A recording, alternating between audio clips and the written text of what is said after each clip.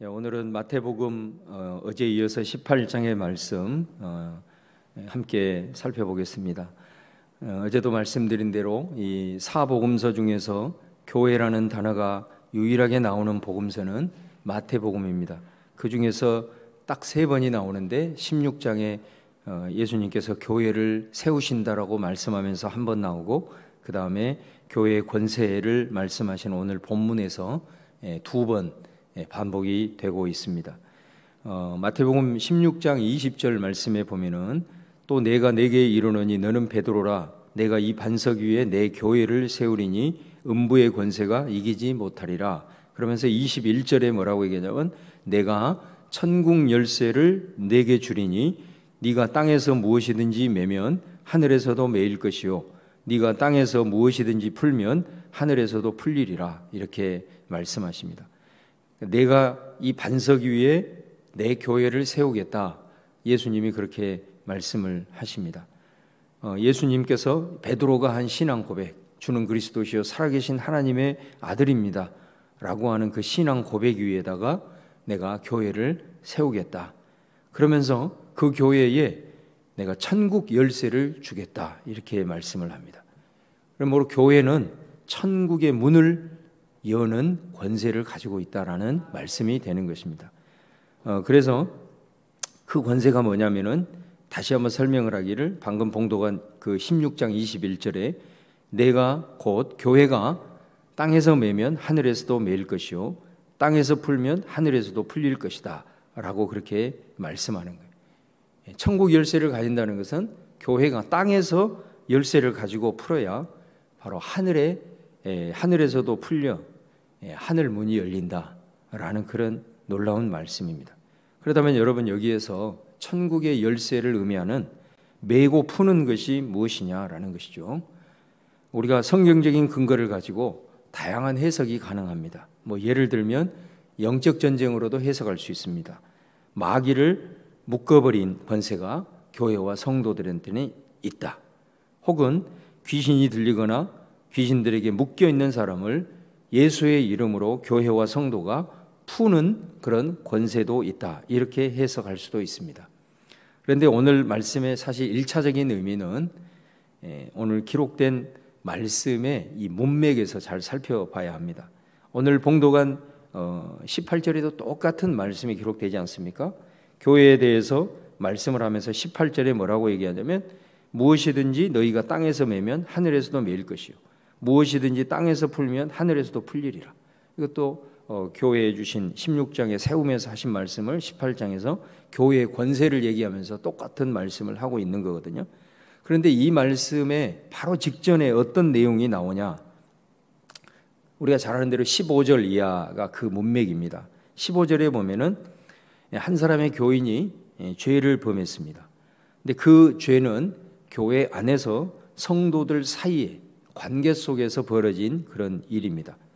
그러니까 예를 들면 한 사람이 무슨 사기를 쳤을 수도 있고, 아니면 두 사람의 관계 가운데 좀 심각한 문제가 발생을 했을 수도 있고, 그래서 한 사람은 피해를 입고 또 한 사람은 이제 피해를 입힌, 그래서 그럴 때 교회는 그 죄인을 어떻게 처리를 할 것인가라고 하는 그런 문제를 다루고 있습니다.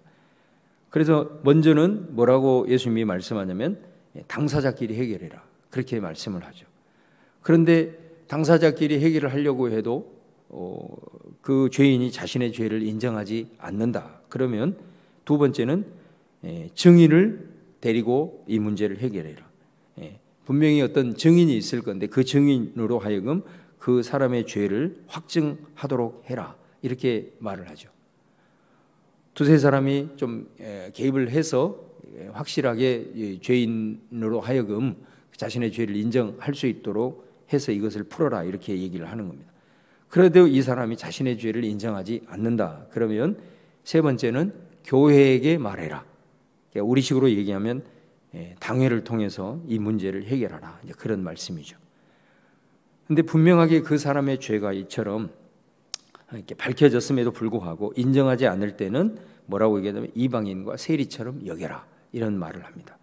근데 여러분, 여기서 이방인과 세리처럼 여기라는 말은 그 사람을 완전히 판단하고 정죄하여 끝장을 내라는 그런 말이 아니고 분명한 징계는 징계이지만은 그 사람을 매장시키라는 그런 말이 아니고 그 사람이 자신의 죄를 인정하고 회개할 때 우리 모두가 함께 다 용서함으로 그 사람과의 모든 관계가 다 원만하게 풀어지라는 그런 궁극적인 의미를 담고 있는 거죠. 그러고 나서 오늘 18절에 교회에 주신 권세를 이렇게 말씀하는 겁니다. 이런 문맥 속에서 오늘 말씀을 이해한다는 거예요. 교회가 매면 하늘에서도 매이고 교회가 풀면 하늘에서도 풀릴 것이다 라고 말씀을 하는 겁니다. 자, 그렇다면 이 말은 도대체 무엇을 의미할까? 좀 더 구체적으로 보면 19절에 예수님이 내가 다시 말한다 이렇게 말을 합니다. 예수님이 이 부분에 대해서 구체적으로 얘기를 하는 겁니다.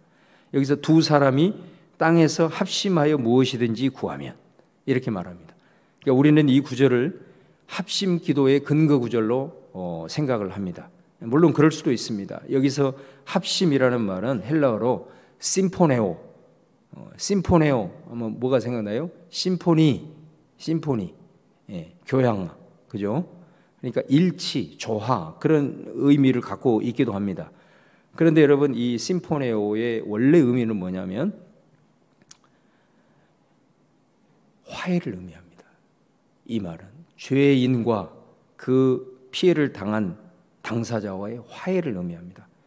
죄인은 자신의 죄를 인정하고 피해자는 그것을 받아주어서 원만하게 합의를 보는 합의, 그 의미입니다.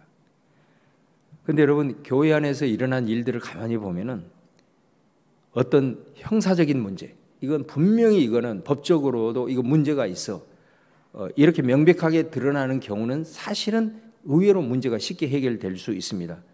그런데 교회 안에서 일어난 문제는 대부분 애매한 경우가 사실 많습니다. 누가 100% 잘못했다고 단정하기가 어려운 그런 경우가 사실은 많다는 것입니다. 상대방은 실수로 그랬다고 얘기를 생각을 하는데 그것을 피해자는 어떻게 생각하냐면 저 사람이 분명히 의도를 가지고 나한테 이렇게 대했다. 이렇게 다 자기 입장에서 판단을 하고 생각을 한다는 거예요.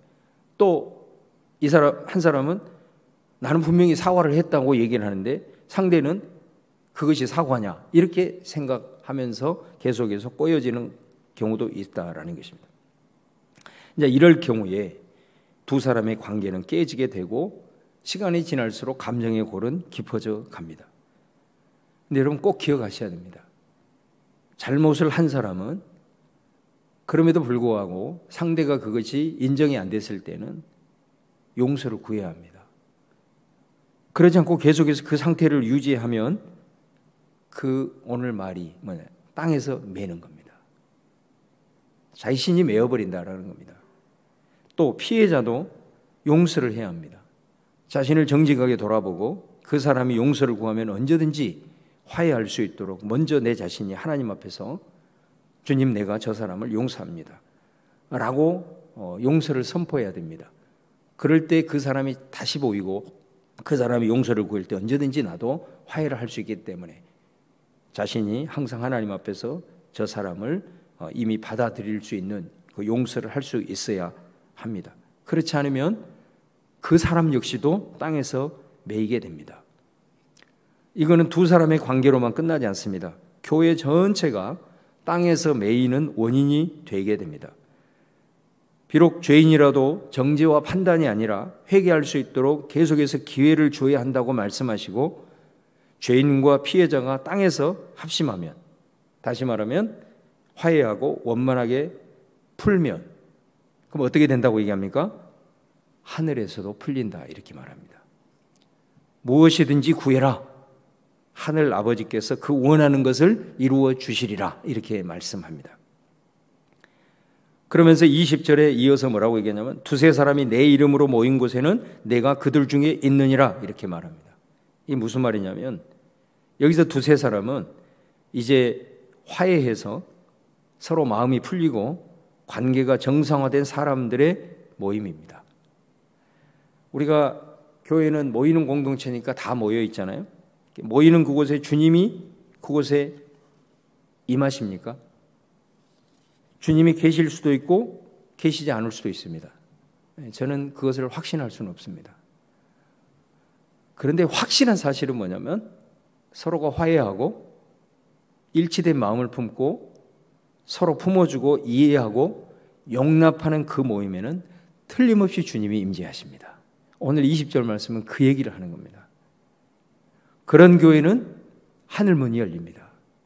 땅에서 풀어졌기 때문에, 합심했기 때문에.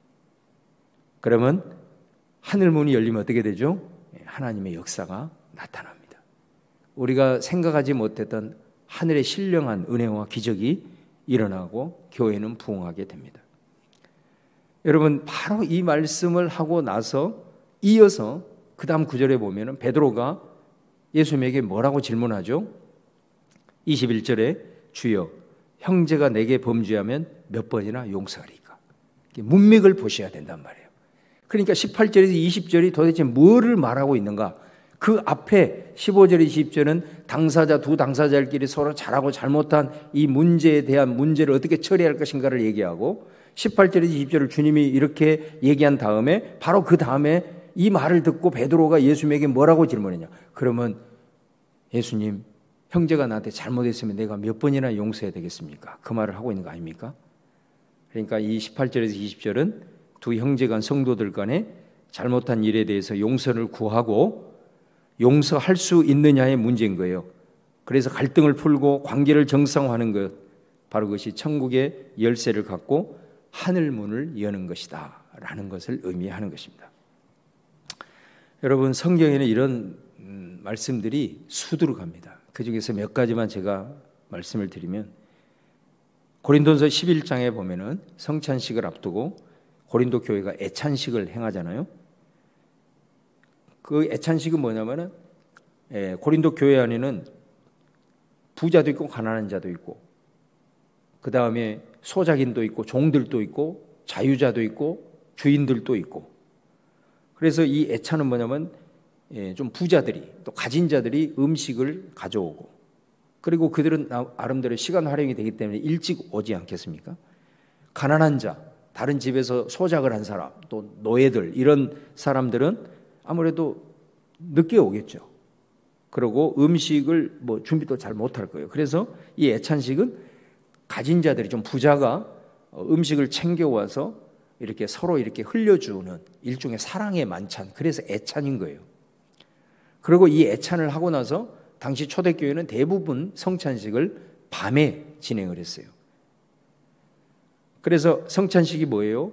물론 예수님의 그 십자가의 은혜를 기억하는 것도 있지만 아주 중요한 것 하나는 그 주님의 살과 피를 참여하는 우리는 이제 한 형제요 한 자매입니다 라고 이제 고백하는 의미도 있지 않습니까?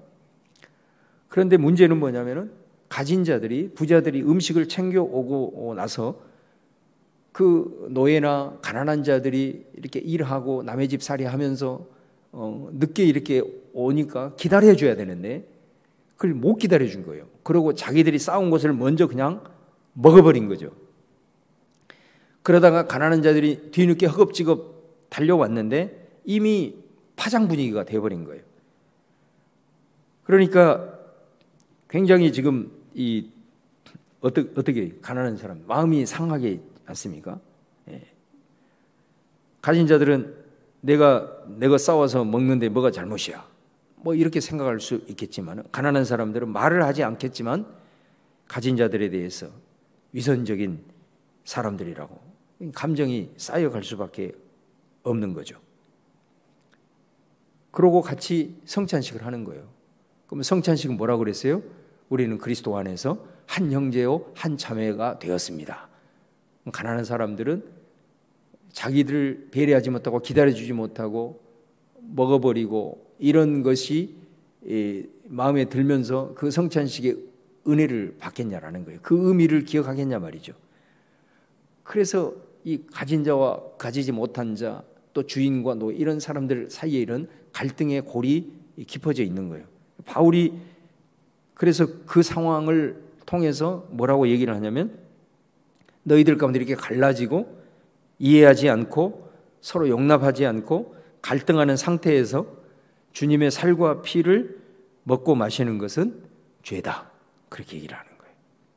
그것은 주님의 몸인 성찬을 더럽히는 죄를 짓는 것이다, 그렇게 말씀하고 있는 걸 봅니다. 그러면서 바울이 뭐라고 얘기하냐면 고린도서 11장 30절에서 32절에 이렇게 말합니다. 너희 교회를 한번 잘 돌아봐라. 너희 중에 약한 자가 많고 병든 자가 많고 병들어 죽는 자가 적지 아니함을 보지 않느냐. 그러면 32절에 그것은 주님께 징계를 받은 것이다 라고 얘기를 합니다. 여러분 놀라운 말씀 아닙니까? 교회를 말하면서 교회는 놀라운 권세를 갖고 있는데 천국 문을 여는 열쇠를 가지고 있다는 거예요. 천국의 문이 열리면, 다시 말하면 하늘의 문이 열리면 하나님의 기적이 일어나고 부흥이 일어나고 많은 하나님의 역사들이 일어난다는 거예요. 하늘의 역사가 땅으로 쏟아진다는 거예요. 그 열쇠가 뭐냐라는 거예요. 매어 있는 것을 푸는 열쇠, 하늘 문은 여는 열쇠, 그건 용서입니다, 여러분. 용서는 용서를 구하는 것입니다. 그리고 용납하는 것입니다. 그래서 서로 마음을, 한 마음을 품는 것입니다. 여러분, 여러분을 돌아보고 가정을 돌아보고 교회를 한번 돌아보시고, 여러분이 열심히 주님께 예배하고 교회에 봉사하고 충성하는데 왜 내 삶은 이렇게 꼬이냐? 왜 이렇게 묶여있냐? 왜 내 삶이 풀리지 않느냐? 물론 많은 이유가 있을 수 있습니다. 그러나 그 많은 이유를 기도하면서 생각을 할 때 별로 없는 것 같아요. 그러면 이 말씀을 꼭 생각하셔야 됩니다. 다른 사람과의 관계 속에서 아직 용서를 구하지 못했거나 내가 그리스도의 사랑으로 용납하지 못하고 있지는 않은가? 이 사실을 여러분 꼭 기억하셔야 됩니다. 저는 오늘 이 새벽에 우리 성도들이 이 복음의 메시지를 꼭 기억할 수 있기를 바라요. 그 문제를 해결해 보세요. 그건 천국의 문을 여는 겁니다. 하늘의 문이 열릴 겁니다, 여러분. 무엇이든지 구하는 대로 이루어준다고 주님이 약속하지 않습니까? 합심하면 무엇이든지 구해라. 하늘 아버지께서 원하는 대로 이루어 주신다라고 말씀해요. 이처럼 하늘 문이 열리면 이런 역사가 일어난다는 거예요. 주님의 능력이 없어서가 아니라 놀랍게도 열쇠는 교회가 쥐고 있다. 교회의 성도들이 쥐고 있다라는 거예요. 용서가 열쇠입니다. 우리가 신앙생활을 하면서 이 부분만 우리가 정말로 제대로 복음으로 받아들이고 내가 신앙생활을 하면서 잘 인식하며 나갈 때 그리스도인은 상상할 수 없는 능력을 발휘하게 됩니다. 근데 우리가 이 부분은 너무나도 세속화되어 있는, 주님 앞에 충성하고 헌신하고 이런 부분들은 너무나도 열심히 하는데 진짜 복음 중에 복음인 죄인된 우리를 사랑하셔서 죄인 그 상태에서 먼저 용서를 선포하고 예수 그리스도께서 우리를 위해 십자가에 달린 이 용서의 복음에 대해서는 우리가 너무나도 세상적인 관점으로 생각하는 경향이 많다는 거예요. 가정도 마찬가지입니다. 베드로전서 3장 7절에 남편들아 아내와 동거하고 귀히 여겨라. 이는 너희의 기도가 막히지 아니하게 함이라. 남편에게만 하는 말이 아니고 아내에게도 해당되는 말이죠. 남편과 아내가 관계가 막히면 틀림없다는 거예요. 기도가 막힌다는 거예요. 가정 안에서도 남편과 아내가 서로 귀하게 여기지 못하고 갈등하고 싸우고 이렇게 되면은 하늘 문이 닫혀버린다는 거예요. 고린도서 7장 5절에 부부가 서로 분방하지 마라 이렇게 얘기하잖아요. 분방한다는 건 뭐예요? 여러분, 남편과 아내가 서로 각방을 쓰는 이유는 뭐예요? 싸웠다는 거예요. 분방하는 동안에는 어떤 일이 벌어진다고 얘기합니까? 그 다음 구절을 바로 읽어보세요. 그 구절 끝부분에 사탄이 너희를 시험한다. 부부 사이에 갈등이 있어 서로 용납하지 않냐 갈등의 골이 깊은 그 기간 동안은 가정은 사탄의 놀이터가 된다라고 말하지 않습니까? 저는 우리 교회가 부흥하기 위해서 월요일 날 말씀했고 화요일 날 어제도 말씀했고 오늘 세 번째 제가 말씀을 드리는 거예요. 교회가 전도하고 구제하고 선교하고 열심히 기도하고 예배드리는데 왜 부흥이 안 되고 성도들 가정도 교회도 문제가 잘 풀리지 않고 사람들이 아프고 힘도 없고 무기력하는가? 우리가 얼마나 이걸 위해서 기도하고 있습니까? 기도하는 사람들에게는 하나님이 깨닫게 하시죠. 그래서 이런 분석도 하고 많은 원인이 있습니다. 그런데 그 원인을 도저히 발견하지 못하겠다. 그러면 오늘 말씀을 꼭 기억을 하셔야 됩니다. 우리 안에는 보이지 않는 갈등이 수면 아래에 차곡차곡 쌓여지고 있는 겁니다. 감정의 골이 쌓여 있는 겁니다. 틀림없습니다. 그 교회는 하늘문이 열리지 않습니다. 되는 일이 없는 거예요. 자, 우리 성도 여러분, 정말 이 복음의 메시지를 꼭 기억할 수 있기를 바랍니다. 여러분 자신을 위해서, 우리 교회를 위해서 이 용서에 대한 이 복음의 메시지, 절대로 이 부분에 대해서 우리가 정말로 천국의 문을 여는 열쇠, 이거는 우리에게 지어준 겁니다. 주님께서 오늘 교회를 세우면서 이 천국 열쇠를 준다라고 얘기하잖아요. 그러나 그 열쇠를 사용하는 것은 우리가 하는 것입니다. 우리의 몫입니다. 열쇠는 내가 쥐고 있는 거예요. 내가 돌려야 되는 겁니다. 이것 잘하면 하늘문이 열립니다. 내 힘으로 제일 하기 힘든 것이 용서입니다.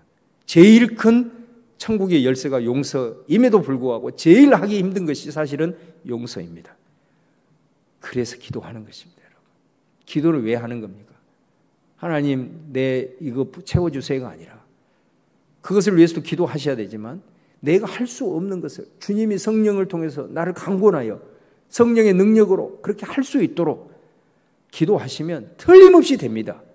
기도하시면 하나님께서 감동하시고 하나님께서 성령의 능력을 주시고, 기도해도 안 되면 금식을 하세요. 기도와 금식이면 못할 것이 없습니다. 그렇게 하셔서 이 권세를 여러분 꼭 사용하셔야 됩니다. 가정 안에서도 부부 사이에 갈등하지 말고, 물론 그런 가정이 있을 수 있지만 오래 가지 말고, 그래서 사탄의 놀이터 되게 하지 말고, 가정이 늘 우리 자녀들도 우리도 하늘문이 열려야 돼요. 예, 합심해야 돼요. 화해하고 합의하고 이런 과정이 있어야 돼요. 교회도 마찬가지입니다. 그랬을 때 이 권세를 우리가 정말로 잘 사용해요. 메고 푸는 권세, 이걸 꼭 잘 사용하셔서 원하는 대로 구하라. 하늘 아버지께서 이루어 주시리라.